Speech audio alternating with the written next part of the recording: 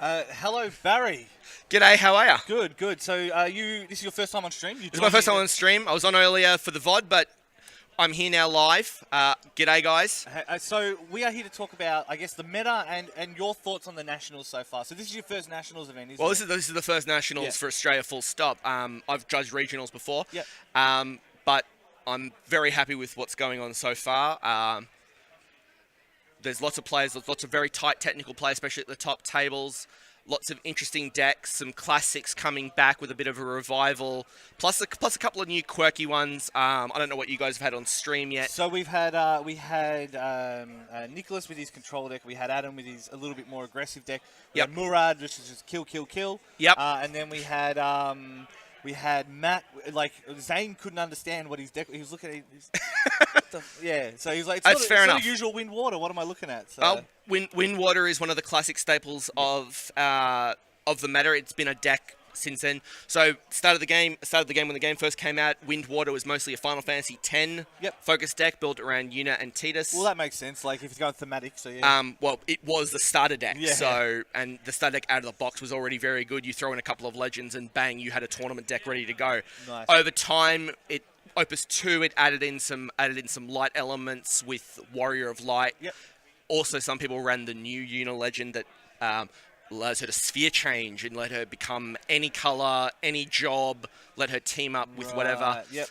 But now with Opus 3, it's merged into more of a Final Fantasy IX deck. So with Zidane, Steiner, and Garnet. Garnet letting you drop weird off-color, lightning summons out of nowhere for only 2 water crystal points. So that makes it very diverse and unpredictable. No water deck runs the same summons when you're playing Garnet, and that's part of the... So that's that kind of unpredictability of it. You unpredictability. Don't know you don't know what's in the back pocket just to go because you can't play them without Garnet. Right. So if Garnet's in play, you can expect anything. I've seen... So even today with Garnet, I've seen Garnet throwing Belias the Gigas, which is a fire summon. I've seen him play Hecatonchia, which is earth summon. I've seen them dropping Cyclopses, which is a lightning summon. So anything can come out of a Garnet, but generally some decks will stick to a particular prescribed set. So I've seen a lot of Ice and Fire. Yep. So we call it water, basically, because that's what Fire and Ice is. But there has been a lot of water deck, like straight water decks built around Garnet and throwing weird stuff out of there. But functionally, it is a water deck. They cannot play those cards without Garnet in play unless they have 2 copies of the same card. Right. And you don't want to be doing that anyway. No, sorry. And that is the thing. So, like in your mind, who you putting your money on? Who do you think's going to take it? Or who do you think are your top contenders?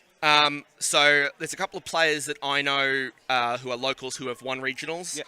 Those players are players who I hold in pretty high regard in terms of technical play. So Jason Z, Carl Fletcher, they've won regionals. And they've done consistently well at the other regionals that they've attended, even though they haven't necessarily So even had if they haven't won it, they've still played well enough to justify So I would be very surprised if we don't see them at least in top 8. See them at least in the later rounds, because as we go through the later rounds, the pool of matches which we will draw from to give you guys to stream will be more and more focused on those people who are at the top tables, who are in contention for top 8. And that's just the best thing we could have for stream anyway. So that's how it works. At the start, we tried to pick interesting matches. Yeah. We tried to pick. So the judges that were sitting in here, we tried to pick players that they themselves knew. For example, when Aaron was here, there were 2 players from Aaron's store in here, so he knew plenty about them. Next round, we have a deck that we want to pick with Sam. Sam has chosen he wants this particular player to come on because it is a very interesting deck because it does not win with damage. So he's just basically choking you out? Is that the plan? He is going to choke you out until you cry for daddy. Right, okay. Well, hey. Look, speaking of interesting stuff, Opus 4 has just been announced. Opus 4 has been announced, yes. It is coming out December 1 with pre-releases in your local game stores the week before. Okay. For playing in an Opus 4 pre-release, we have a new cloud promo. So is that that's specifically so that's only right there on there on the stream there, right? That way, mirror image. Anyway. This cloud is ridiculous. Right. I would say that every cloud that they've printed, there's been about, I think, 5 or 6 now. Some of them are obviously better than others. This one is premium quality. Yeah. So when he comes into play, you choose an opponent's Ford. Yeah. If you control another Final Fantasy VII character, which you're going to, Yeah. deal 7,000 just for coming into Just play. for showing up. Yeah. It's an EX burst. Yeah. It's an EX burst. Can't do anything about it. Yeah, can't do anything about it if it's an EX. It can't do anything if it's triggered off the top of the deck. But then he even has A good spell. a super. Yeah. He even has a super S ability for fire and 1, dull him, choose a Ford, deal it 8,000, and then 4,000 to every other Ford they have. So it's like a bomb going off and there's like a radius of just damage a around bomb, it. and then it deals a bunch of damage to everyone else. Wow, Lots of crazy. splash damage. So this goes with every other cloud that's been printed. Now remember, you can't have multiple clouds in play. Yeah. You can't have multiple light clouds in play. But the thing is that all of these clouds that you run are going to have S abilities, so they're all going to be able to feed each other very well. Yeah. So this one is 3-drop. This one fits on the curve. You get it out before then. So if you come to the Opus 4 pre-releases at your local game stores, dates to be announced soon. They are the week before the set release. You will get an opportunity to get a copy of this cloud with the Opus 4 pre-release stamp on it. Nice. This is alternate art. You will not be able to get this anywhere else other Because than the other ones are the pre-releases. traditional drawn style with him in the background kind of thing. Yes, so this is art from Dissidia. Yeah. So this is art from the arcade version. So it's getting re-released as Dissidia Final Fantasy NT led early next year. I believe it's I in literally beta just now. got back from Japan Monday. Okay, and and so they it was everywhere. Yeah, so they were- and even Squeenix store couldn't find anything. It was all Dissidia. Like It's all Dissidia. Like they're gambling hard on Dissidia. They are going very, very hard on it. So the other thing that is awesome about Opus 4 is it is an introduction of a new card type. Right. So the new card type is Monster. Okay. So is that in a similar vein to like Earth and Ice? No, it's actually a card type, Oh, not so an like element, Arcfiend an is a actual fu- card type. Right, so yeah. monsters, you play them like backups, Right. Okay. or you play them like Fords. The thing is that they're neither Fords, they're not backups. Okay. So you can't dull them for crystal points. Yep. They all have sort of, from what we've seen so far, they all have activated abilities. Now some of them Right. are simply dull abilities that you can activate. Yep, Dragon. Yeah. So this is Dragon. Dragon is a monster. As you can see, he's got a nice gold outline around the edge and then around where it says Monster. So they're pretty identifiable. it's very, very obvious. So Yeah. for 2 crystal points, you put him down on the field, and then he just sits there. Right. He has 2 activated abilities that you can activate at any time. Right. So his okay. first one is Pale Lightning, put Dragon into the break zone, choose another monster, cost 4 or less, Yep. break that. Okay. So it's a monster that kills another monster. So that's your monster killer. And then for his other ability, you can pay a little bit more and then break a Ford instead. Right. So okay. one of the other Fords that we've seen, one of the other monsters we've seen is a Bomb. Yep. And what Bomb does is he can turn himself into a Ford until the end of turn. Right. Okay. Now, yeah. he's only a low power Ford, but he comes into play and then he can attack. Right. Yeah. So you have to pay crystal points to activate him. So here's Bomb. So for a fire until end of turn, Yeah. he becomes a Ford. Yep.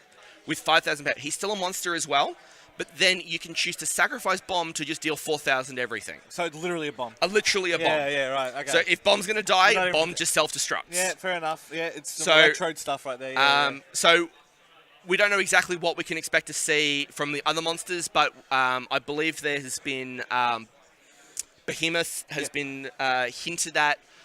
Fully expect to see your Cactuars, Yeah, your your standard kind of- standard Final Fantasy monsters finally getting cards. I can't wait to see what they do with Malboro.